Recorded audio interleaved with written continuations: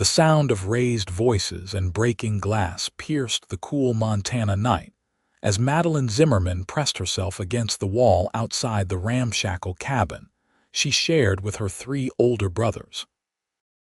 Her heart hammered in her chest, and her fingers trembled as she clutched her shawl tighter around her shoulders in the autumn chill of 1876. The family had settled in Virginia City after their parents died, leaving her at the mercy of her gambling-addicted siblings.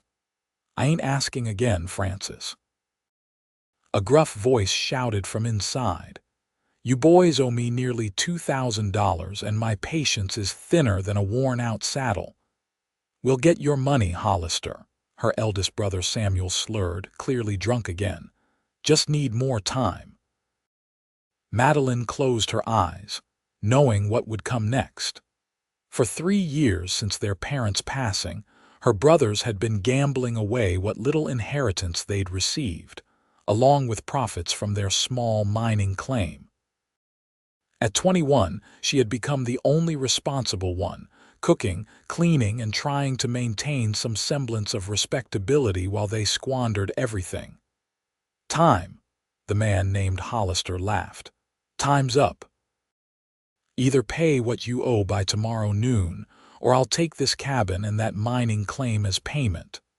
"The claim's barely producing," her middle brother Thomas protested, "and the cabin ain't worth half what we owe."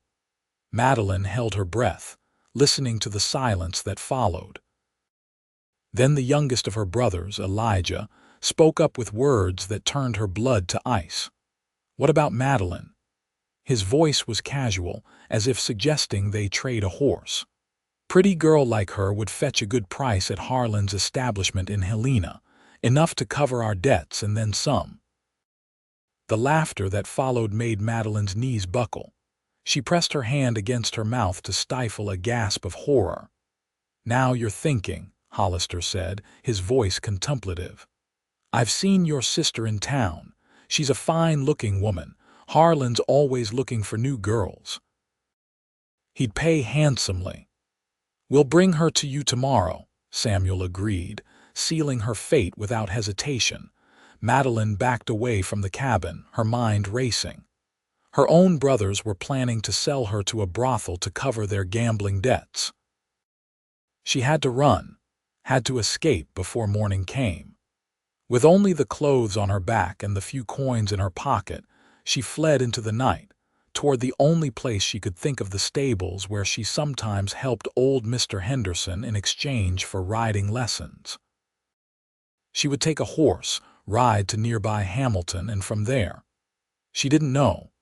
But anywhere was better than being sold like cattle. The stables were dark when she arrived, but she knew her way around.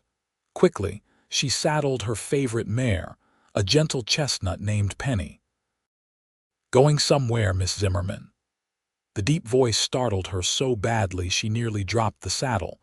Standing in the doorway, silhouetted by moonlight, was Jackson Quinn, a ranch hand who worked for the wealthy Carter family outside town.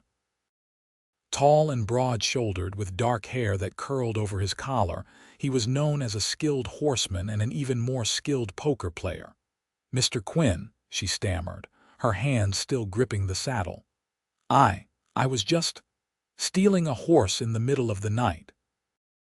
His voice held no accusation, just curiosity as he stepped closer, his spurs jingling softly on the stable floor. "I'm not stealing," she protested. "I'm borrowing. I need to leave Virginia City, and quickly." Jackson studied her face in the dim lantern light he'd just lit, noting her reddened eyes and the fear that radiated from her like heat from a stove. "You're in trouble," he said. Not a question, but a statement.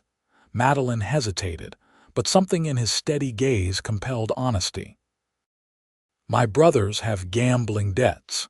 They've agreed to sell me to a man named Hollister, who plans to take me to a brothel in Helena." Jackson's expression hardened, his jaw tightening visibly. At 30, he'd seen much of the cruelty the frontier could offer, but family betraying family still rankled him deeply. "When is this supposed to happen?" he asked, his voice deceptively calm.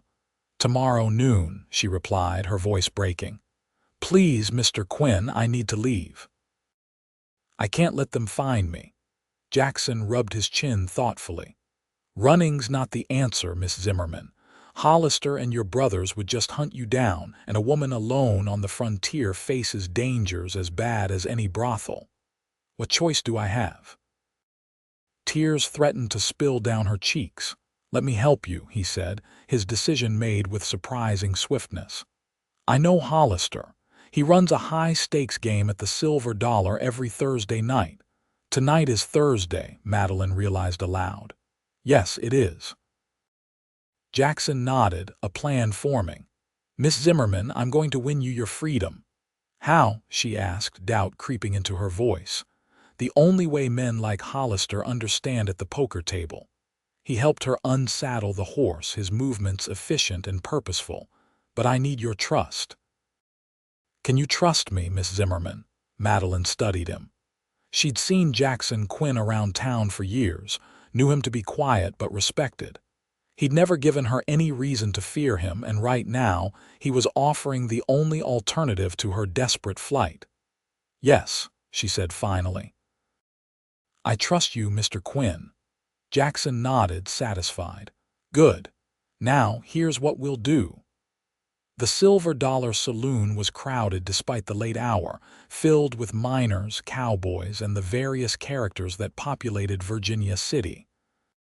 Smoke hung thick in the air, mingling with the scents of whiskey, sweat, and cheap perfume from the dancing hall girls who moved among the tables.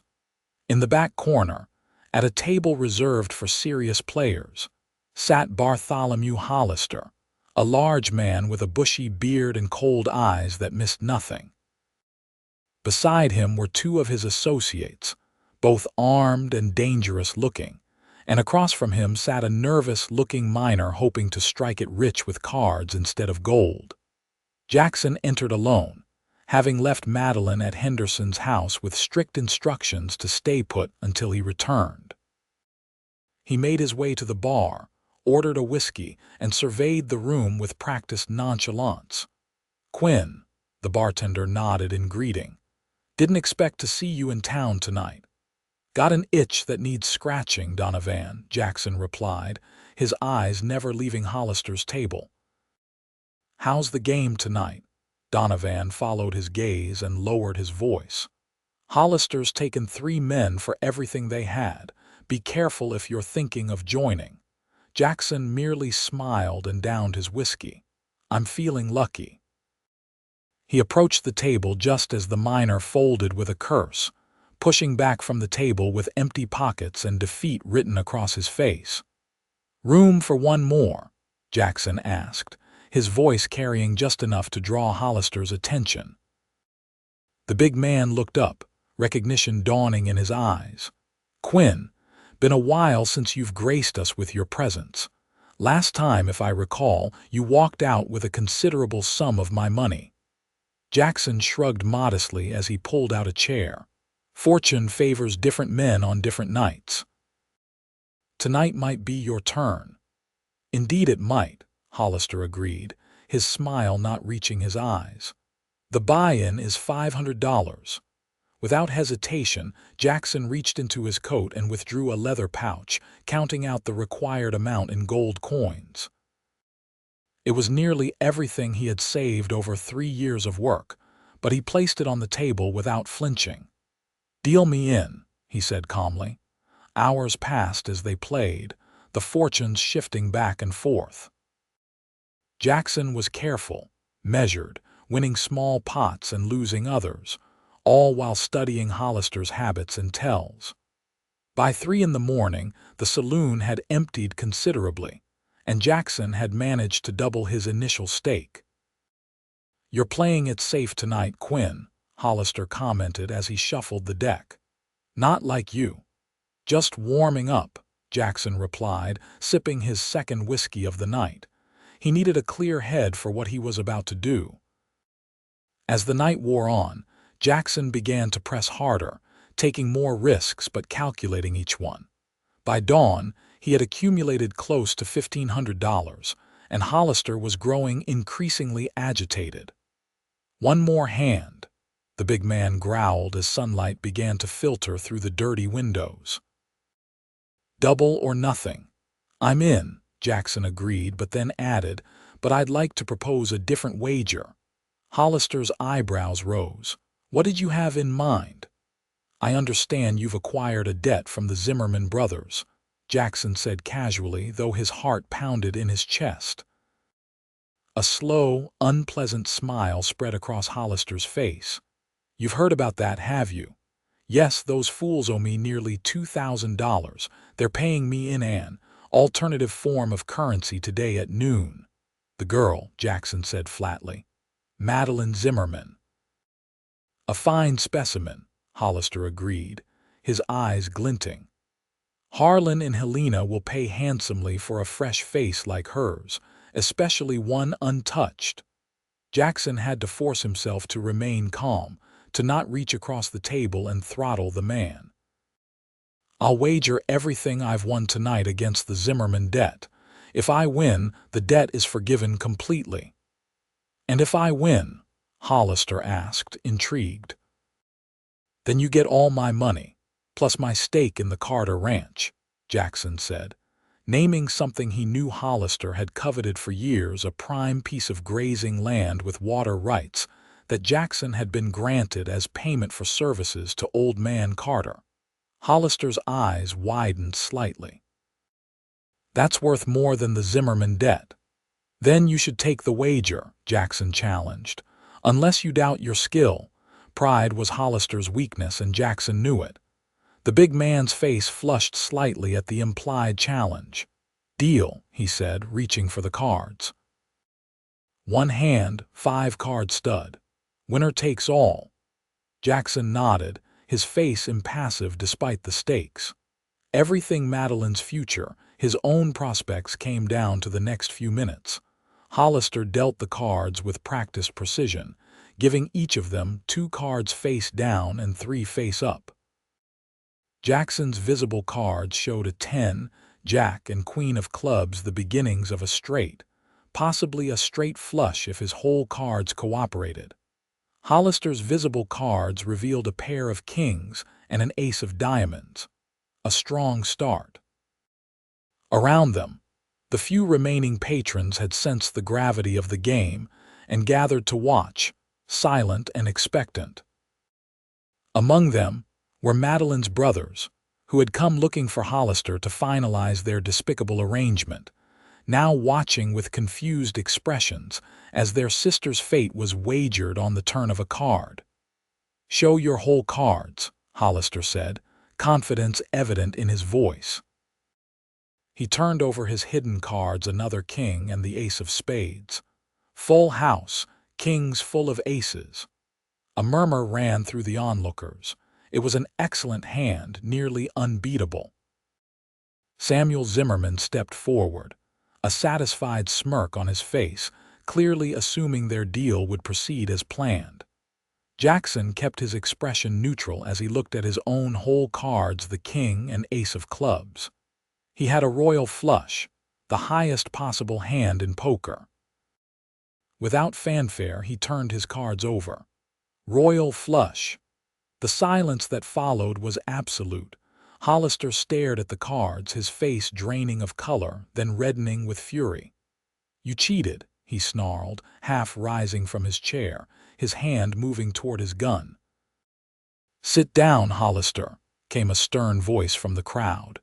Sheriff Miller stepped forward, his badge glinting in the morning light. "I've been watching the game. Quinn won fair and square." Hollister looked around, noting the witnesses, including the bartender and several respected townsmen who had stopped in for their morning drink. Slowly, he sank back into his chair. "The Zimmerman debt is canceled," Jackson said firmly, "and you'll sign a paper to that effect right now." Seething but trapped, Hollister nodded curtly. The bartender brought paper and ink, and under the sheriff's watchful eye, Hollister penned a short note acknowledging the debt was paid in full through his poker loss to Jackson Quinn. I won't forget this, Quinn, Hollister said as he pushed the paper across the table. Neither will I, Jackson replied calmly, pocketing the document. He stood, nodded to the sheriff, and walked toward the door. As he passed the Zimmerman brothers, he fixed them with a cold stare. Your sister is no longer your concern, he said quietly, but with unmistakable menace. Come near her again, and Hollister's wrath will seem merciful compared to mine. The morning sun was fully up as Jackson made his way to Henderson's house, where Madeline had spent a sleepless night waiting for news of her fate. The old stable master opened the door at his knock, relief washing over his weathered face. She's in the kitchen, Henderson said. Been pacing all night, poor thing. Jackson nodded his thanks and moved through the small house to find Madeline standing by the window, her face pale with exhaustion and worry. She turned at his entrance, her green eyes wide with question and fear. It's done, he said simply, holding up Hollister's signed paper. Your brother's debt is paid. You're free. Madeline stared at him in disbelief, then at the paper, her eyes filling with tears. How? She whispered. Royal flush, Jackson said with a small smile, beat his full house. A sob escaped her as the reality of her salvation hit her. Without thinking, she rushed forward and threw her arms around him, her tears soaking into his shirt. Jackson stood frozen for a moment, surprised by the embrace, then awkwardly patted her back. Thank you, she breathed against his chest. Thank you. When she finally pulled away, embarrassment coloring her cheeks, Jackson cleared his throat. You need somewhere safe to stay, away from your brothers. I've spoken with Mrs. Patterson in Hamilton. She runs a respectable boarding house for young ladies and needs help with cooking and cleaning. She's willing to take you in. Hamilton, Madeline repeated, thinking of the growing town about 30 miles away. I don't know what to say. Say you'll go, Jackson urged. It's a fresh start, away from the memories and dangers here. Madeline looked around the small kitchen, considering her options, which were few. She had no money, no possessions beyond the clothes she wore, and now no family she could trust. When would I leave? She asked finally. Today, Jackson replied. I'll take you myself. It's not safe for you to remain in Virginia City. She nodded slowly, acceptance settling over her features. Thank you, Mr. Quinn. I don't know how I'll ever repay you. Jackson shook his head. No repayment necessary. Just live your life well, Miss Zimmerman. That's all the payment I need. But as he looked at her, truly looked at her, perhaps for the first time, he was struck by her quiet dignity despite all she'd endured, and the strength that shone through her exhaustion. Something stirred in him, an emotion he wasn't quite ready to name. The journey to Hamilton took most of the day, with Jackson riding his stallion, Thunderbolt, and Madeline perched side saddle on a gentle mare borrowed from Henderson. They traveled in relative silence, both lost in thoughts about the dramatic events of the past 24 hours. As the afternoon sun began its descent toward the western mountains, Jackson finally broke the silence. Tell me about yourself, Miss Zimmerman. I realize I know very little about you, despite having lived in the same town for years. Madeline glanced over at him, surprised by the personal question. There's not much to tell. My family came west from Pennsylvania when I was 14. My father had dreams of striking it rich in the gold fields. When both my parents died of fever 3 years ago, my brothers took control of everything. And they've been gambling away your inheritance ever since, Jackson concluded. She nodded, her expression somber. Samuel was always wild, even back east. Thomas followed his lead, and Elijah. Her voice caught. Elijah used to be different. He was kind once. The frontier changes people, Jackson said. Some for better, some for worse. And you, Mr. Quinn? Madeline asked, turning the conversation away from painful memories. What brought you to Montana Territory? Jackson's face took on a distant look. War, initially. After Appomattox, I couldn't go home to Kentucky. Too many ghosts. I drifted west, worked cattle drives in Texas, tried my hand at prospecting in Colorado, and eventually found my way here about 5 years ago. You fought for the Confederacy, she asked, no judgment in her voice. Yes, he admitted. Not for slavery, my family never owned slaves, but because Kentucky was my home. It was a mistake, one of many I've made. Madeline considered this. We all have regrets, Mr. Quinn. Jackson, he corrected her. After all we've been through, I think we can dispense with formalities. Then you must call me Madeline, she replied with a small smile. They crested a hill, and below them, nestled in a valley beside a winding river, lay Hamilton. It was smaller than Virginia City, but growing steadily, with a main street of solid buildings, a church steeple rising prominently, and scattered houses extending outward. It's lovely, Madeline breathed, hope flickering to life within her. It's a decent town, Jackson agreed. Good people, for the most part. Mrs. Patterson's boarding house is just off the main street, behind the Mercantile.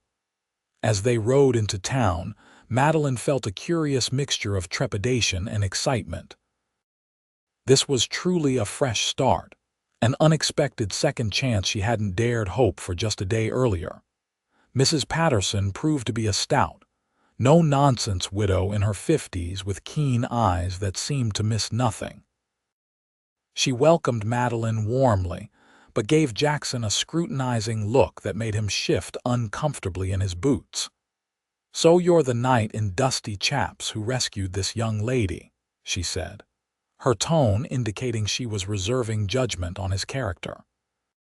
"Just helping a neighbor in need, madam," Jackson replied, removing his hat respectfully. Mrs. Patterson murmured, unconvinced. "Well, Miss Zimmerman will be safe here. I run a respectable establishment and no men are allowed past the parlor." She showed Madeline to a small but clean room on the second floor, with a narrow bed, a washstand, and a window overlooking a small garden.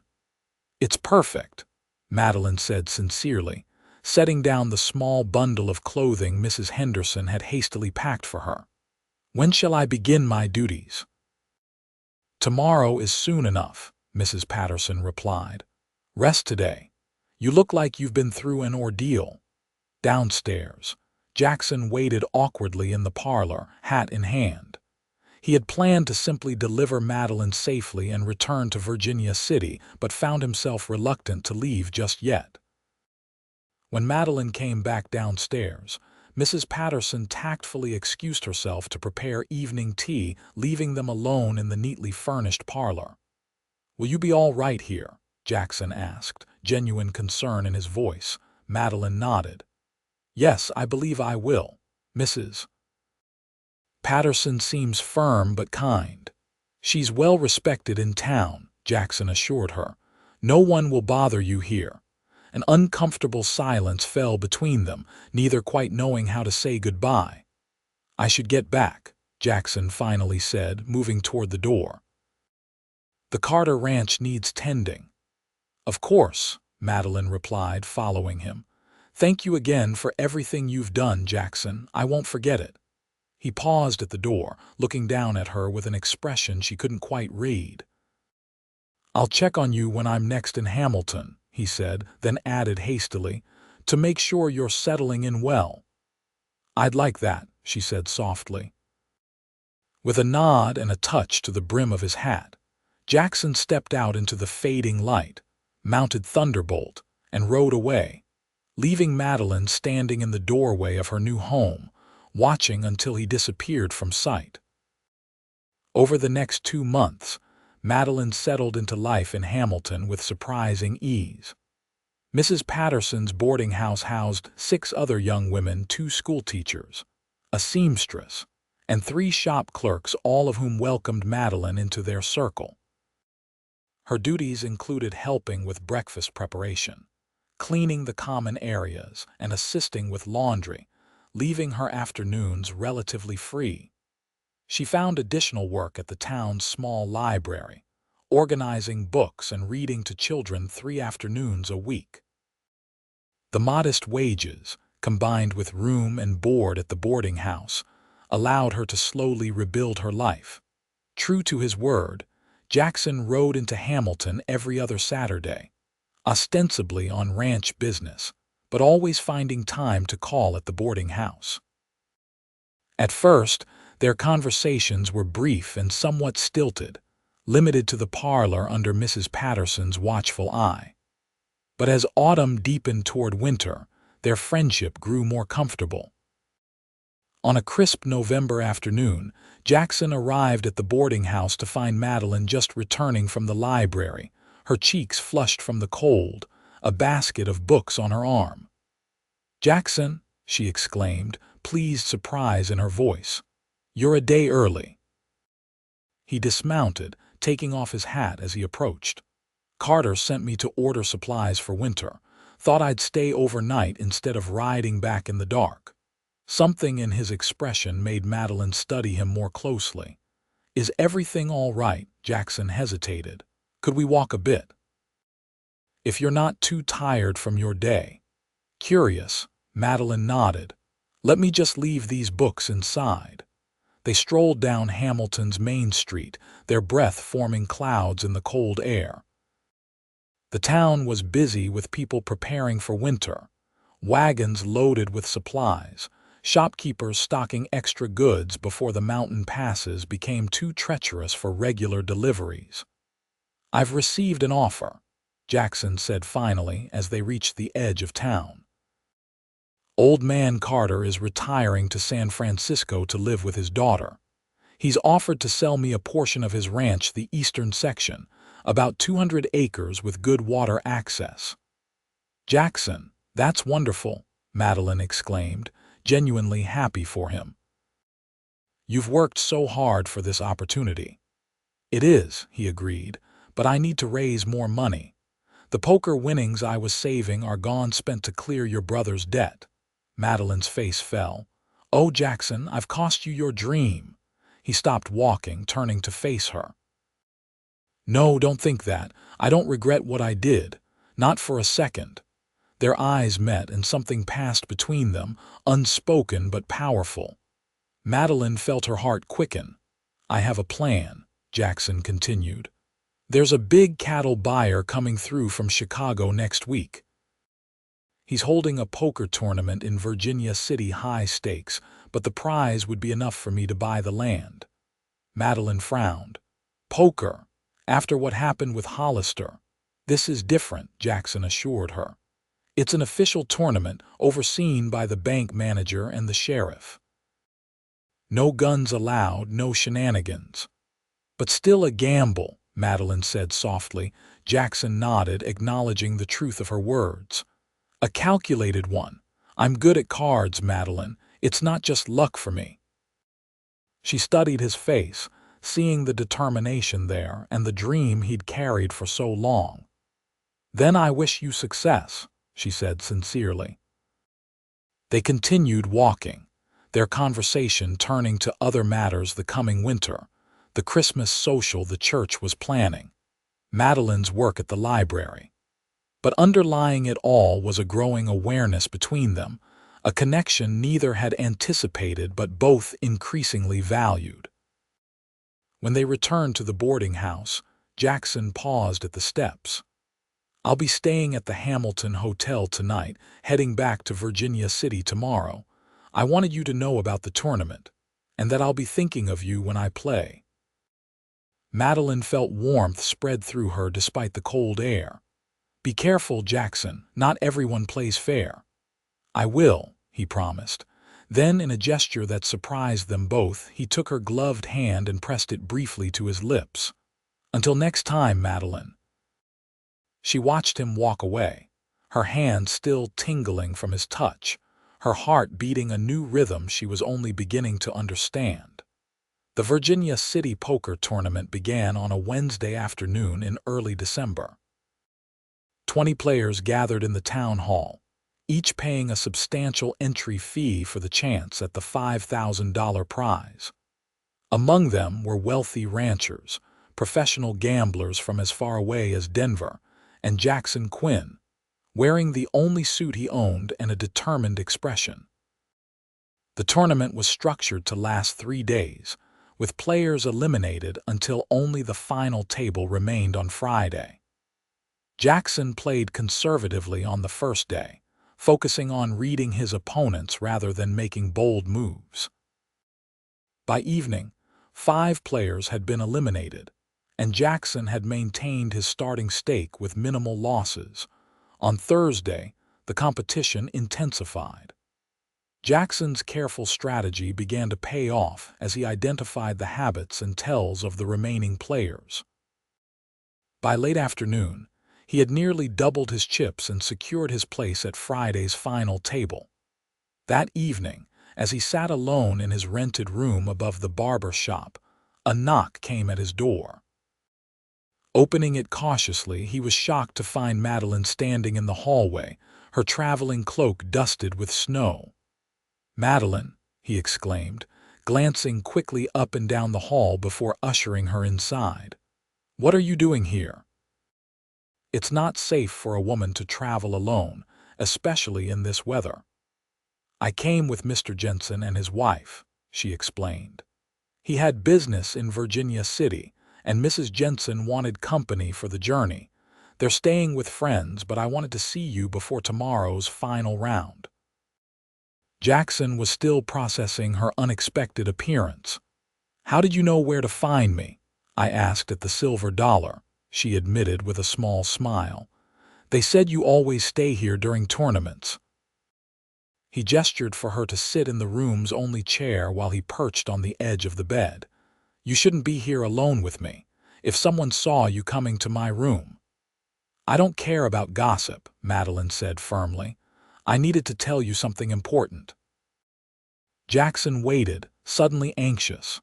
"My brothers are here," she said, her voice dropping. "I saw them at the Silver Dollar when I was asking about you. They were talking with a man I didn't recognize, but they looked conspiratorial." Jackson's expression darkened. "Did they see you?" "No, I left quickly. But I'm worried, Jackson. They might try to interfere with the tournament somehow. They still blame you for taking me away." He nodded slowly, processing this information. "Thank you for the warning. I'll be on guard." Madeline leaned forward, her eyes earnest. "There's more. I overheard people talking about you at the saloon. They respect your skill, Jackson. They think you have a real chance of winning tomorrow." A small smile tugged at his lips. "That's good to know." "I believe in you," Madeline said softly, her cheeks coloring slightly at the admission. Their eyes met, and the small room suddenly seemed even smaller, the air between them charged with unspoken feelings. "Madeline," Jackson began, then stopped, unsure how to continue. She rose from the chair, closing the distance between them. "I know it's forward of me to say this, but these past months, your visits have become the highlight of my days. I find myself watching the road from Hamilton every Saturday, hoping to see you riding in." Jackson stood as well, his heart pounding. "I ride to Hamilton for one reason only," he confessed, "to see you." The admission hung in the air between them, changing everything. "If you win tomorrow," Madeline said, her voice barely above a whisper. "What then?" "I buy the land," Jackson replied. "Build a house, and then—" He took her hands in his. "And then I was hoping to ask a certain librarian if she might consider becoming a rancher's wife." Madeline's eyes widened, joy spreading across her features. "You were." "I am," he corrected, his voice husky with emotion. "I know it's sudden and you deserve proper courtship, but I've never been more certain of anything in my life. I love you, Madeline Zimmerman." "Oh, Jackson," she breathed, tears springing to her eyes. "I love you too." He drew her closer, one hand gently cupping her face. "May I kiss you?" he asked, ever the gentleman despite the impropriety of their situation. In answer, Madeline raised herself on tiptoes and pressed her lips to his. The kiss was gentle at first, tentative, but quickly deepened into something more passionate, years of loneliness and longing finding solace in each other's embrace. When they finally parted, both breathless and slightly dazed, Jackson rested his forehead against hers. "I should take you to Mrs. Jensen," he said reluctantly, "before your reputation is completely compromised." Madeline nodded, equally reluctant to leave but aware of the conventions they had already flouted. "Win tomorrow, Jackson, not just for the land but for us." He kissed her once more, briefly but tenderly. "For us," he agreed. The final day of the tournament dawned clear and cold. 9 players took their seats at the green baize table, each eyeing the others with a mixture of respect and competitive determination. Jackson spotted Samuel and Thomas Zimmerman lurking near the back of the hall, but gave no indication he'd seen them. Elijah was nowhere to be seen, which concerned Jackson more than the presence of the other two. The play began slowly, each participant careful with their substantial stacks of chips. By mid-morning, 2 players had been eliminated. By noon, another had fallen. Jackson maintained a strong position, neither the chip leader nor the shortest stack, playing with the measured caution that had served him well. During the afternoon break, Jackson stepped outside for fresh air, scanning the street for any sign of trouble. The town was busier than usual, with spectators and gamblers from surrounding areas drawn by the tournament. Among the crowd, he spotted Madeline standing with an older couple he assumed were the Jensens, her face lighting up when she saw him. He tipped his hat to her, but didn't approach. They had agreed it was better not to be seen together publicly before the tournament's conclusion. Still, the sight of her gave him renewed determination. As he turned to re-enter the town hall, a movement in the alley caught his eye. Elijah Zimmerman emerged, speaking intently with a man Jackson recognized as one of the remaining tournament players, a slick gambler from Denver named Morse. Money changed hands, and Jackson's suspicions were immediately aroused. The afternoon session began with 5 players remaining. Jackson watched Morse carefully, noting how the man's playing style had suddenly changed, becoming more aggressive, particularly toward Jackson. When they found themselves heads up in a significant pot, Jackson's suspicions were confirmed. Morse had cards hidden in his sleeve, which he attempted to switch during a moment of distraction. "Call," Jackson announced, then added loudly, "and I believe Mr. Morse is playing with more than the cards he was dealt." The room went silent. The tournament official stepped forward as Morse's face reddened with anger. "That's an accusation of cheating, Quinn," the official said gravely. "Do you have proof?" "Check his right sleeve," Jackson suggested calmly. When the official moved to do so, Morse jumped up, overturning the table and reaching for a hidden derringer. Before he could aim it, Sheriff Miller, who had been observing from the side, drew his own weapon. "Don't do it, Morse," the sheriff warned. Chaos erupted briefly as Morse was disarmed and the hidden cards discovered in his sleeve. He was promptly disqualified and taken into custody, cursing Jackson and the tournament officials equally. When order was restored and the table righted, play resumed with 4 participants. Jackson, his concentration sharpened by the incident, began to play more aggressively, calculating odds and reading his opponents with uncanny precision. By early evening, only 2 remained: Jackson and a cattle baron from Helena named Whitfield. The final showdown drew a crowd that packed the town hall to capacity. Among the spectators, Madeline stood with the Jensens, her hands clasped tightly as she watched Jackson face off against the wealthy rancher.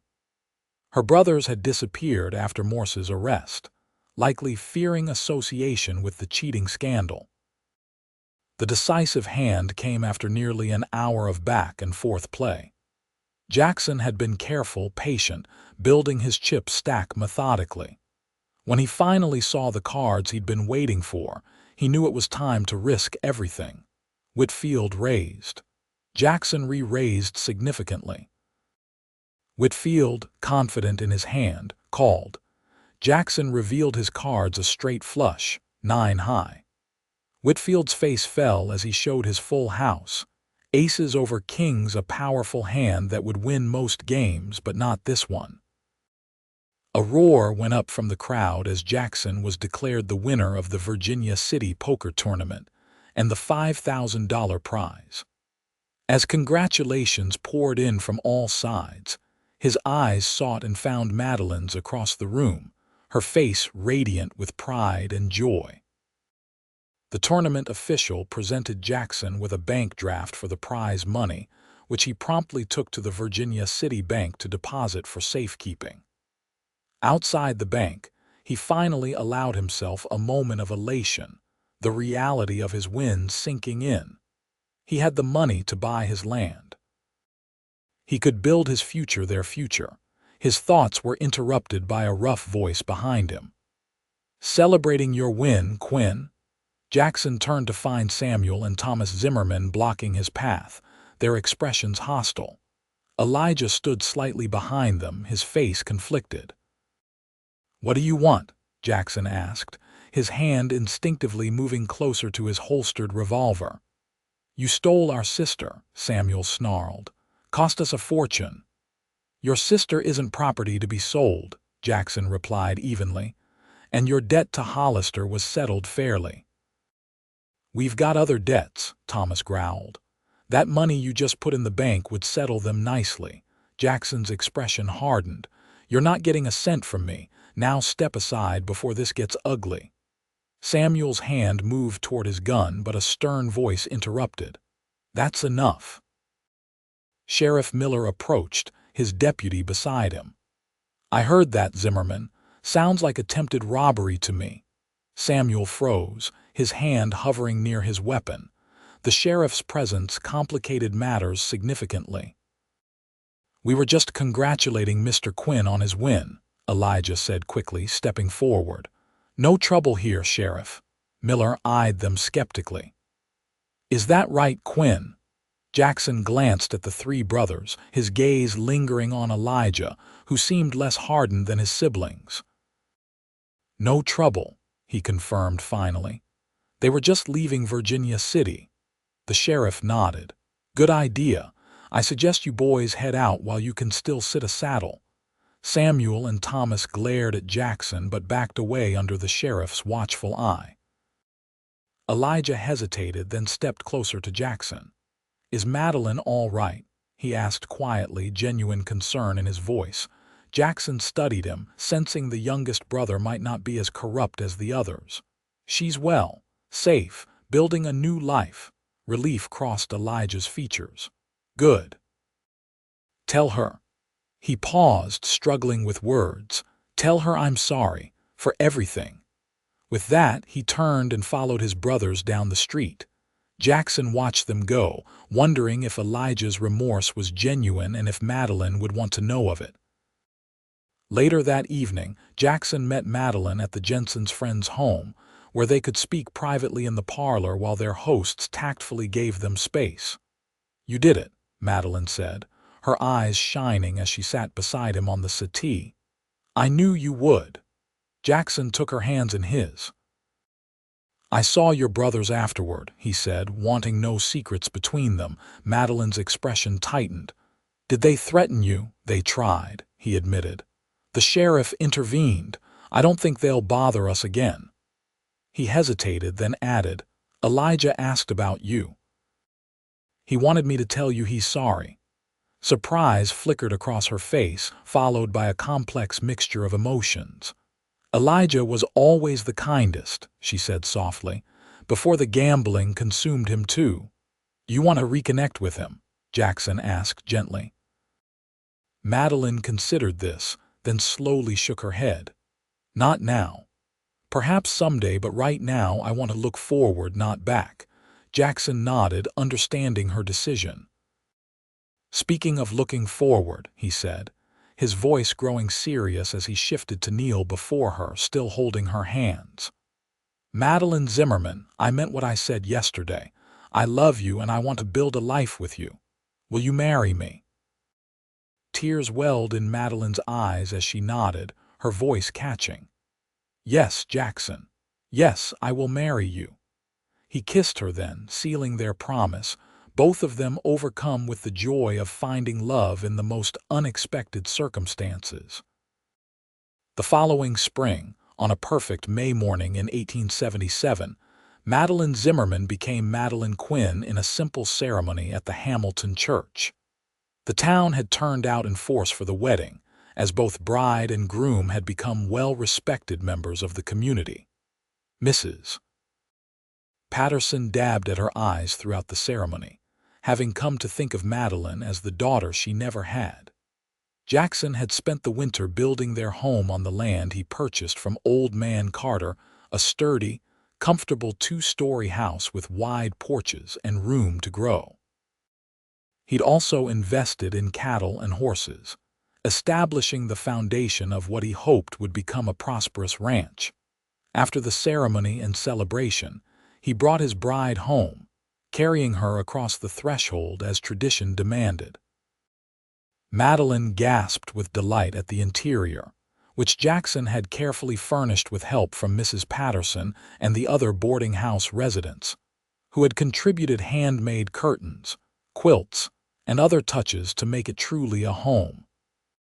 "It's perfect," Madeline breathed, turning in a slow circle to take it all in. "Not quite," Jackson said, leading her to a door off the main sitting room. "There's one more surprise." He opened the door to reveal a small room lined with bookshelves, already partly filled with volumes. A comfortable reading chair sat by the window, which overlooked the mountains to the west. "Your library," Jackson explained.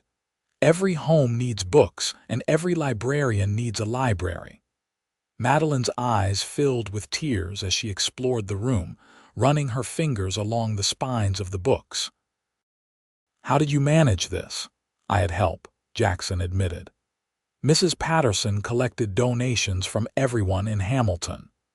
The school teachers chose educational volumes, Reverend Simmons contributed religious texts, and Mr. Jensen ordered novels from back east. I added a few that reminded me of you, poetry mostly." Overwhelmed with emotion, Madeline turned and threw her arms around her husband. "I love you, Jackson Quinn," she whispered against his chest. "And I love you, Madeline Quinn," he replied, tilting her face up for a tender kiss. That night, as they lay together in their new bedroom, the sounds of the Montana spring filtering through the partially open window, Madeline marveled at the journey that had brought them to this moment. "It's strange to think," she murmured, her head resting on Jackson's chest, "that if my brothers hadn't tried to sell me, we might never have found each other." Jackson's arm tightened around her. "I'd like to think we would have. Some things are meant to be, regardless of the path." Madeline smiled in the darkness, comforted by his certainty. "A royal flush," she said softly. "What were the odds of that hand?" "Astronomical," Jackson admitted. "But I wasn't leaving that table without winning you your freedom, even if I had to flip the table and grab you like a caveman." Her laughter filled the room, a sound Jackson knew he would never tire of hearing. As summer progressed into fall, the Quinn Ranch began to establish itself as a promising enterprise. Jackson's knowledge of horses proved valuable, and he began breeding and training quality stock that quickly gained a reputation throughout the territory. Madeline, meanwhile, split her time between managing their home and continuing her work at the Hamilton Library, which had expanded under her dedicated care. Their happiness seemed complete, but both harbored a quiet hope for children to fill the rooms of their spacious home. By Christmas of 1877, that hope was realized when Madeline confirmed she was expecting their first child. The news brought Jackson to his knees, his face pressed against her still flat stomach, tears in his eyes as he whispered promises to their unborn child. That night, they sat before the fire in their cozy sitting room, discussing names and dreams for their growing family. "What if it's a boy?" Jackson wondered, his hand gently resting on Madeline's belly. "William, after my father," Madeline suggested. "Or perhaps Robert after yours." Jackson nodded thoughtfully. "And if it's a girl, Eleanor," Madeline said without hesitation. "It means bright, shining one." "Perfect," Jackson agreed, kissing her softly. Spring brought new calves and foals to the ranch, and summer saw the gardens Madeline had planted flourishing around their home. By late August, with the baby due any day, they had transformed the room adjacent to their bedroom into a nursery, painted a soft yellow, since they didn't know if they were welcoming a son or daughter. On a warm afternoon as August gave way to September, while Jackson was out checking fences in the north pasture, Madeline felt the first contractions. Their nearest neighbor, Mrs. Holloway, had been staying with them in anticipation of the birth, and quickly sent her son to fetch Jackson and the doctor from Hamilton. By the time Jackson galloped into the yard, Madeline's labor was well advanced.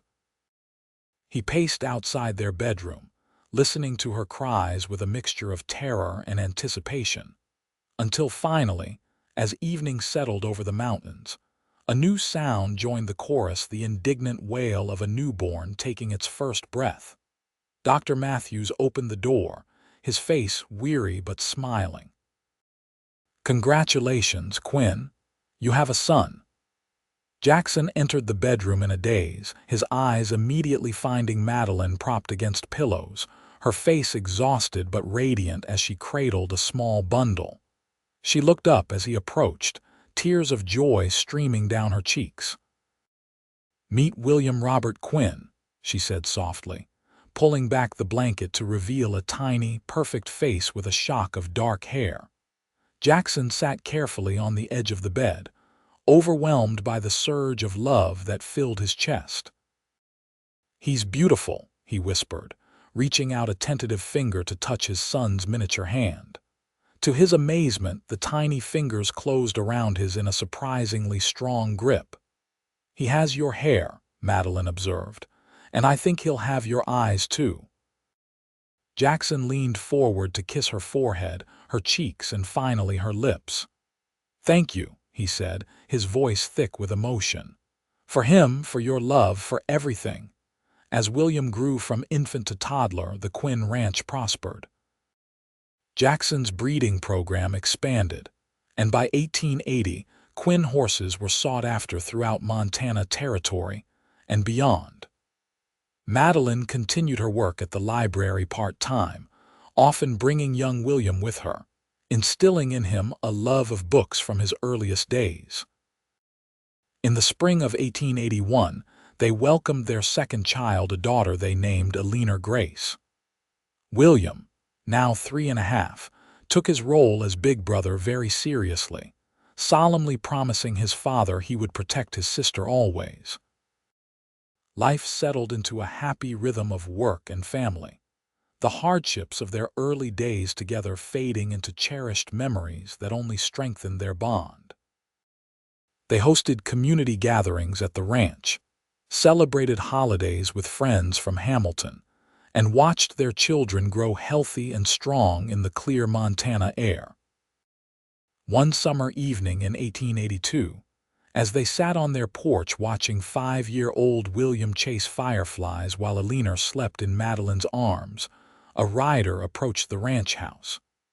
Jackson stood, instantly alert. Unexpected visitors at dusk often meant trouble. As the rider came closer, Madeline gasped. "It's Elijah," she said, recognizing her youngest brother despite the years that had passed. Jackson glanced at her, concern in his eyes. "Do you want me to send him away?" She shook her head. "No, I want to hear what he has to say." Elijah dismounted at the fence, removing his hat as he approached the porch steps. He looked older than his 30 years, his face weathered by hard living, but his eyes were clear, lacking the feverish gleam of the gambler. "Madeline," he said softly, stopping at the bottom of the steps. "Mr. Quinn." "Elijah," Madeline acknowledged, her voice neutral.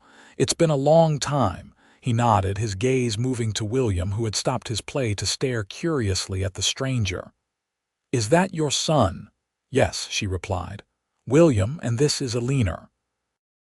She shifted the sleeping baby so Elijah could see her face. A complicated mix of emotions crossed Elijah's features: regret, wistfulness, and something like wonder. "They're beautiful." "What brings you here, Elijah?" Jackson asked, still standing protectively near his wife and children. Elijah took a deep breath. "I wanted to see Madeline, to apologize properly for what I did." He looked directly at his sister. "There's no excuse for what happened. I was weak, following Samuel and Thomas blindly. I've regretted it every day since." "Where are our brothers now?" Madeline asked. "Samuel died 2 years ago in a saloon fight in Deadwood," Elijah said flatly. "Thomas is in prison in Wyoming for armed robbery." Madeline closed her eyes briefly, absorbing this news. While she had cut ties with her brothers, hearing of Samuel's death still brought a pang of grief for the brother he might have been. "And you?" she asked, opening her eyes to study him. "What path have you taken?" "A different one," Elijah said.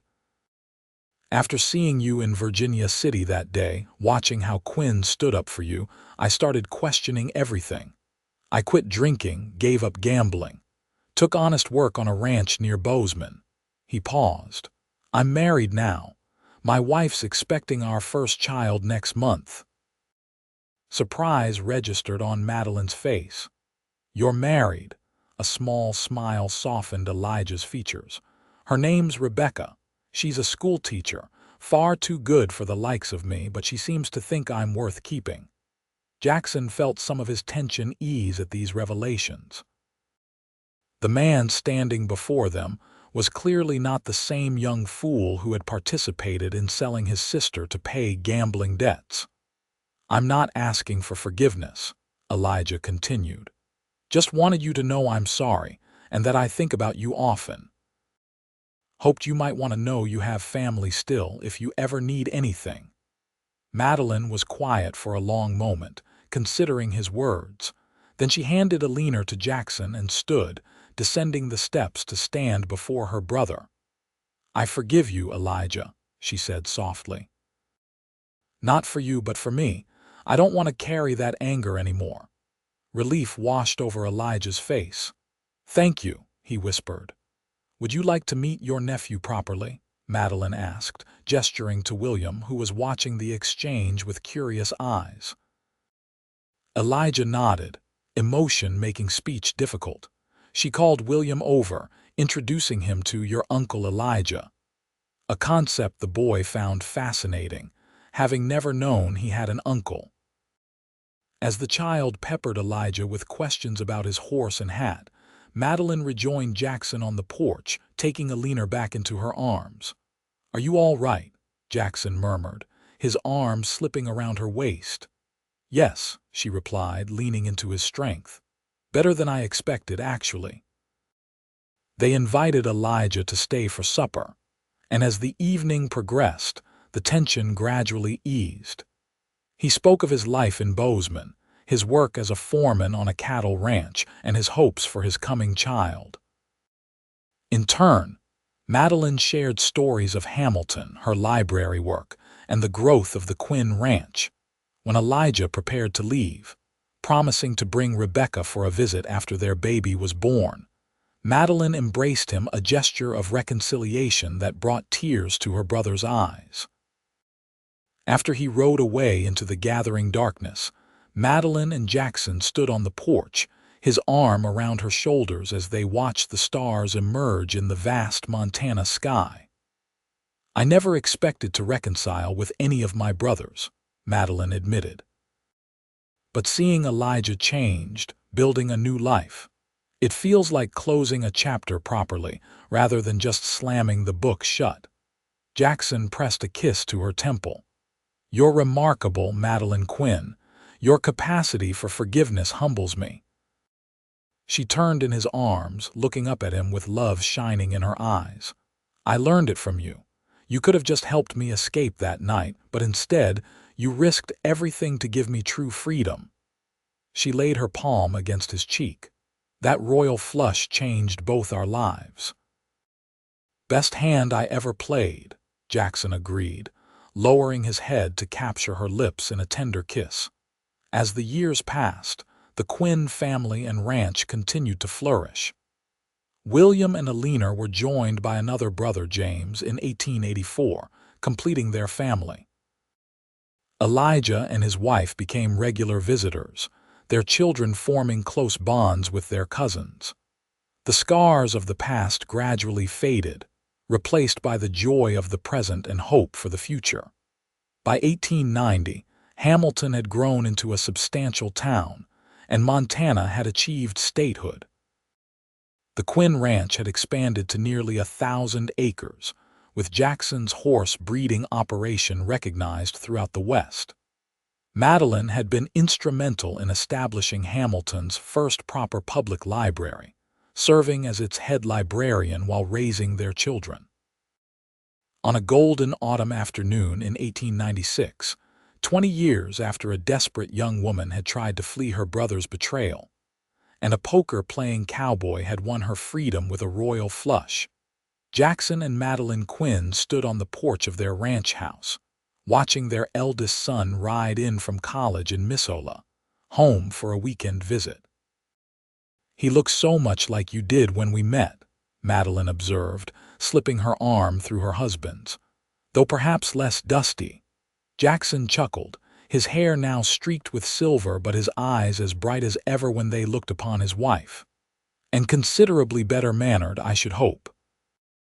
As William dismounted and their other children raced from the house to greet their brother, Jackson turned to Madeline, taking both her hands in his. "Are you happy, my love?" he asked, a question he still posed regularly, never taking her answer for granted. Madeline's smile was radiant as she gazed at their home, their children, and finally, into the eyes of the man who had risked everything for a woman he barely knew, and in doing so, found the love of his lifetime. "More than I ever dreamed possible," she replied, standing on tiptoe to kiss him as the golden light of autumn surrounded them. A family forged in the unlikeliest of circumstances, bound together by love, courage, and one extraordinary hand of cards.